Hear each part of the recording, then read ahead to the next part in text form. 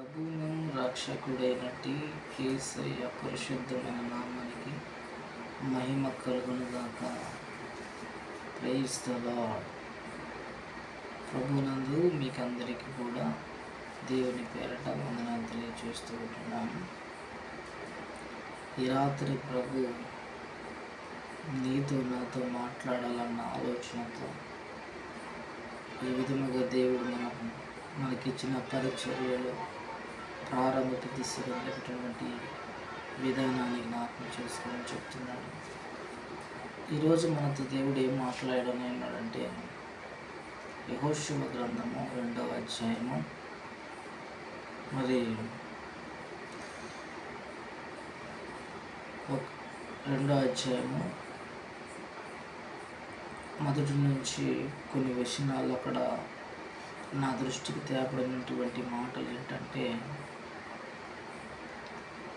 నూను కుమారుడైనటువంటి యెహోషువ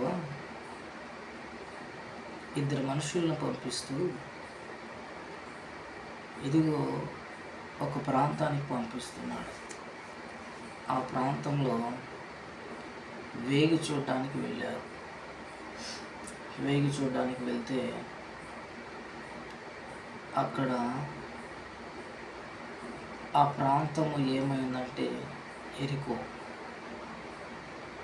లూకా సువార్తలో మనం చూస్తామే, యెరూషలేము నుండి ఎరికోకి వెళ్తున్నటువంటి మనిషిని చూసినప్పుడు అతడు కొట్టబడి తన మీద ఉన్నటువంటి వస్త్రాలు తీసివేయబడి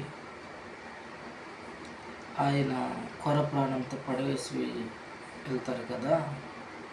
ఆ ఎరుకోకే ఈరోజు యెహోషువ ఇద్దరు మనుషులు పంపిస్తున్నారు. ఆ ఇద్దరు వెళ్తూ ఆ ఇద్దరికి ఏం చెప్తున్నాడంటే, ఇదిగో మీరు ఎరికోను చూడండి, ఎరికోను చూడండి అన్నాడండి. ఇప్పుడు వాస్తవానికి ఎరికోలో ఏముంది? ఎరికో దేవునికి ఇష్టమైందా? ఎరికోలో ఏదైనా మంచిది కనబడుతుందా? ఎరికో దేవునికి అనుకూలమైన ప్రాంతమా? కాదండి.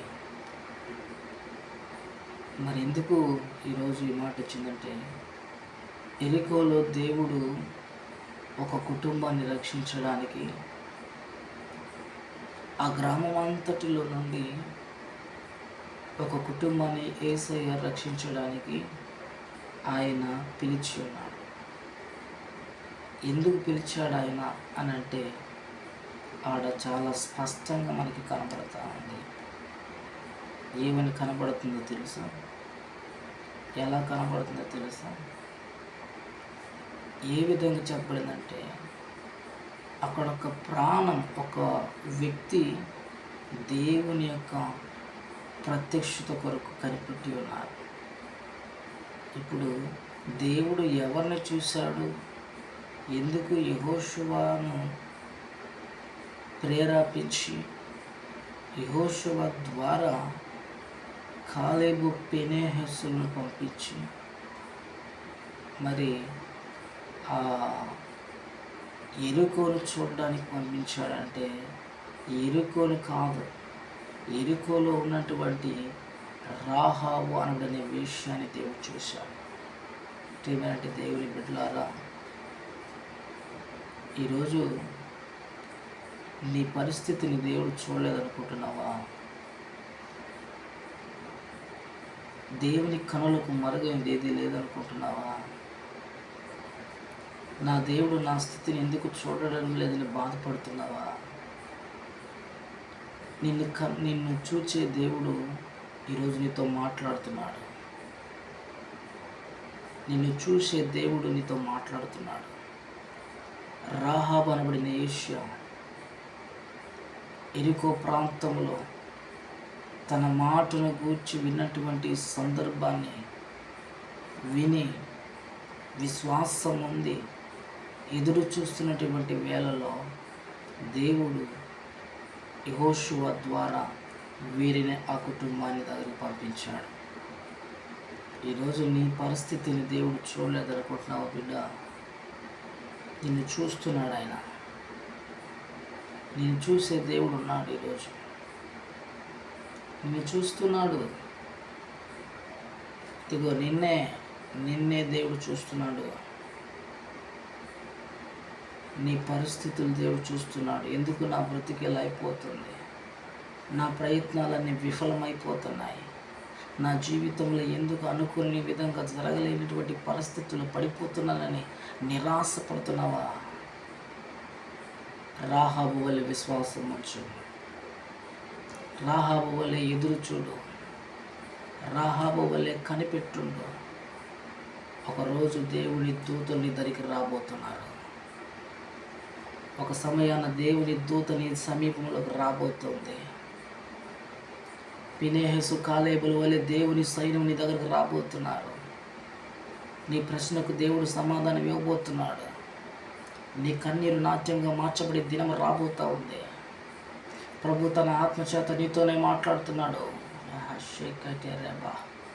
మధుడల రాకాడల బషందరి కందరసి పరిశుద్ధాత్మ దేవుడు అంటున్నాడు, ఇదిగో నీకు నీ దినములను దేవుడు సమాప్తం చేయబోతున్నాడని చెప్తున్నాడు.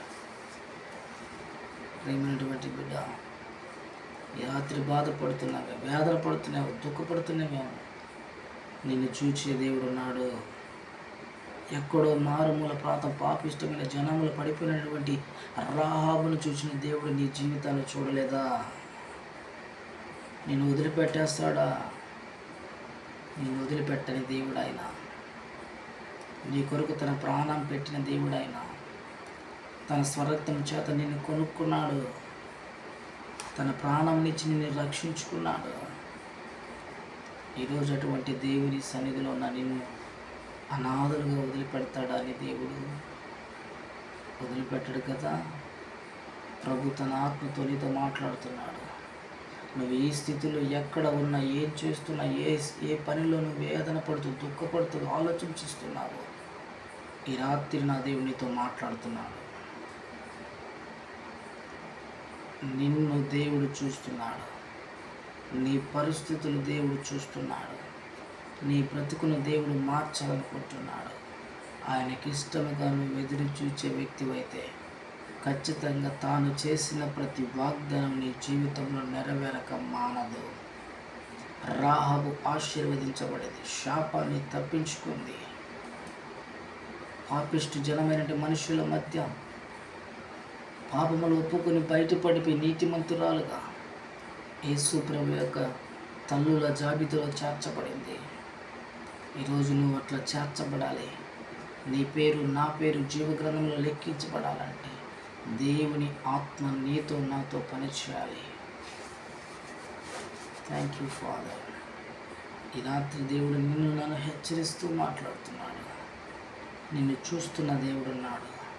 నీ ప్రాంతంలో నువ్వు ఒంటరి వానిగా ఉన్నా, ఎవరూ లేనటువంటి పరిస్థితుల్లో ఉన్నా, అందరూ అనాథగా నిన్ను వదిలేసిన, ఈరోజు రాహాబును చూసిన దేవుడు నిన్ను చూస్తున్నాడు. నిన్ను చూచే దేవుడు నమ్మదగిన వాడు. నిన్ను పేరు పెట్టి పిలిచిన దేవుడు జీవం కలిగిన వాడు. నీతో మాట్లాడుటకు దిగి వచ్చిన దేవుడు, నిన్ను వెన్నుతట్టి నిలబెట్టగలిగిన శక్తిమంతుడైన. ఈ రాత్రి ఆయన వైపు చూస్తే, ఆయన వైపు కనిపెడితే పరలోకపు తండ్రి నిన్ను ఆశీర్వదిస్తాడు. నిశ్చయముగా నీవు ఆశీర్వదించబడతావు. Praise the lord. ప్రార్థన చేద్దామా? మహాగరుడ, మహోన్నతుడు అయిన తండ్రి, జీవాధిపతి అని యేసయ్య, ఈ రాత్రి ప్రభువా నీ సన్నిధిలో నాయన ఈ మంటి వారమైన మా పక్షాన మీరు కృప చూపి బలపరిచినందుకు నీకు స్తోత్రాలు చెల్లిస్తున్నాను. ఇదిగో నాయన, ఈ రాత్రి ప్రభువా ఈ మాటలు మీరు మా హృదయంలో ఉంచి కలవరపరిచి లేపి ఈ రీతిగా చేయడానికి కృప చూపినందుకు నీకు స్తోత్రాలు చెల్లిస్తూ, దేవాని చిత్తమైతే నా తండ్రి నాయన, ఇటు మాటలు ఎవరికి నాయన తండ్రి అవసరమో, ఎవరు ఎటువంటి ఓదార్పు లేని పరిస్థితుల్లో వారందరికీ ఇటు మాటలు ఓదార్పు కలిగి చేసి పరిశుద్ధపరచమని ప్రార్థిస్తూ, వారి అవసరతలు, అక్కర్లు, ఇబ్బందులు తీర్చండి. ఇదిగో నాయన, ఈ గ్రూపులో ఉన్న ప్రతి బిడ్డకు నాయన నీ మెండైన సమాధానం దయచేయండి.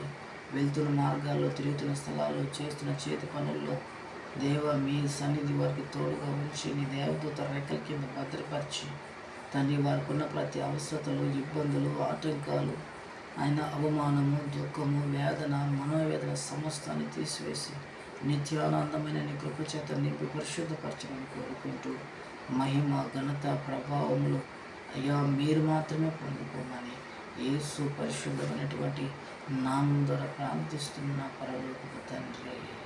ఆమేన్. Praise the Lord. దేవుని పరిశుద్ధ నామానికి మహిమ కలుగును గాక.